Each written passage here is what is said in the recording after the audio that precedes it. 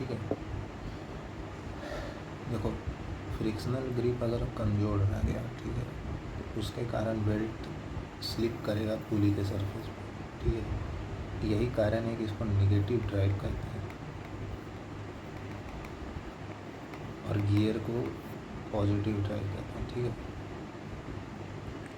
हाँ, कुछ ऐसे बेल्ट्स हम लोग डिज़ाइन करते हैं पुली के ऊपर ग्रुप्स कट करके, तो उसको वी बेल्ट कहते हैं। वी बेल्ट ऑलमोस्ट एक पॉजिटिव ड्राइव होता है 95%, ठीक है। हाँ, अब देखो स्लिप का मतलब क्या है कि फ्रिक्शनल ग्रिप कमज़ोर होने के कारण स्लिप हो गया, और इसका बात हम लोग जब भी स्लिप डोनेट करते हैं तो परसेंटेज में डिनोट करते हैं, ठीक है। अब देखो जैसे ये N1 RPM से रोटेट कर रहा था, तो क्या हुआ कि ये बेल्ट जो है अचानक से इस पर फिसल गया, ठीक है। स्लिप फॉरवर्ड मोशन हो गया इसका यहाँ, ठीक है, ढील स्लिप हो गया, मतलब यही है। फिर इधर से जो ये बेल्ट आ रहा है उसका एक फॉरवर्डेड मोशन हो गया, ठीक है,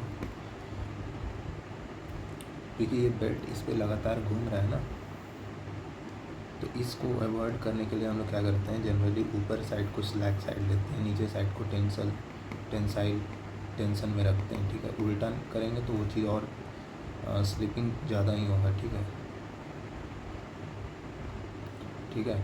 अब जैसे देखो मान लो वेलोसिटी आइडियल केस में इतना था, जब फर्स्ट पुली पे पास किया बेल्ट तो मान लो S1% स्लिप था, ठीक है।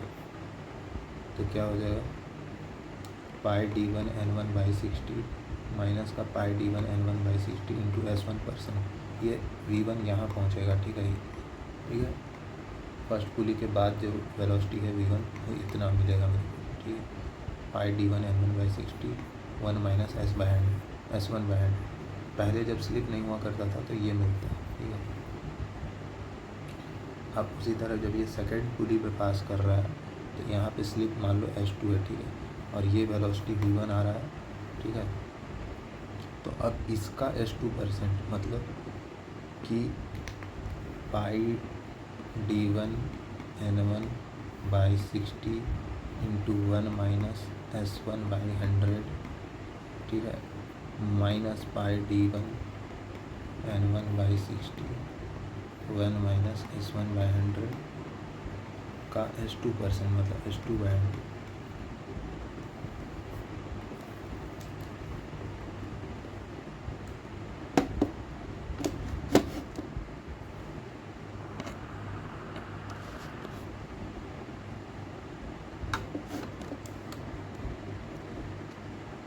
ठीक है, तो यहाँ पाई D1 N1/60 कॉमन आ गया, 1 minus S1/100 into 1 minus S2/100, ठीक है। फाइनली जो मेरे को वेलोसिटी दिखाई देगा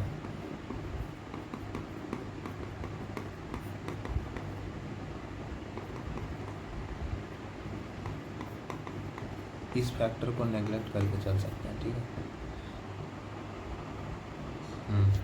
तो ओवरऑल मेरा क्या रिजल्ट आएगा, S1 प्लस S2 को हम लोग लिख देंगे S,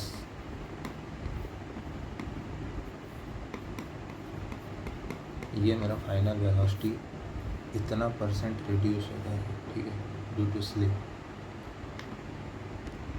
स्लिप की तरह एक और फेनोमेना है जिसको कहते हैं क्रीप। बेल्ट में क्रीप होता है, ठीक है, तो उसके कारण भी लॉसेस होता है, ठीक है।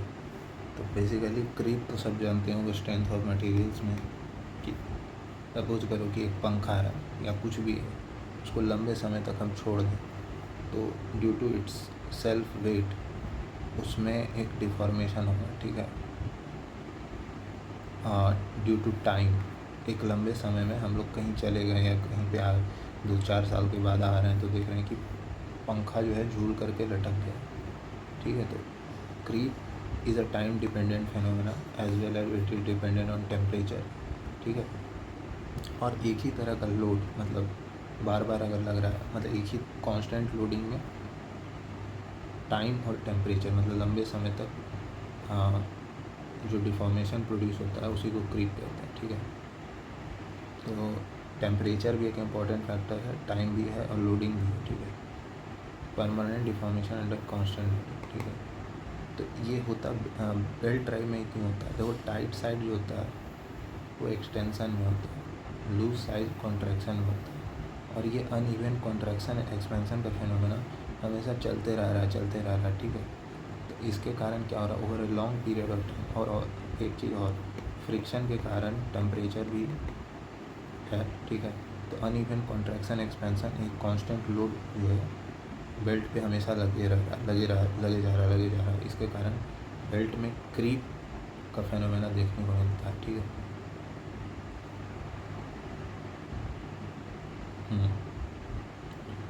हाँ, टाइम के साथ, ठीक है, टाइम बहुत बड़ा फैक्टर है इसमें, ठीक है।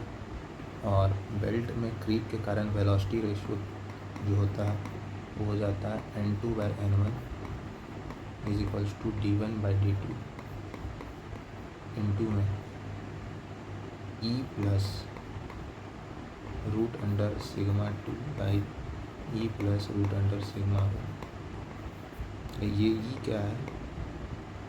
Modulus of elasticity of belt. Sigma 2 क्या है? स्ट्रेस, बेल्ट में कुछ स्ट्रेस भी तो आएगा, ठीक है।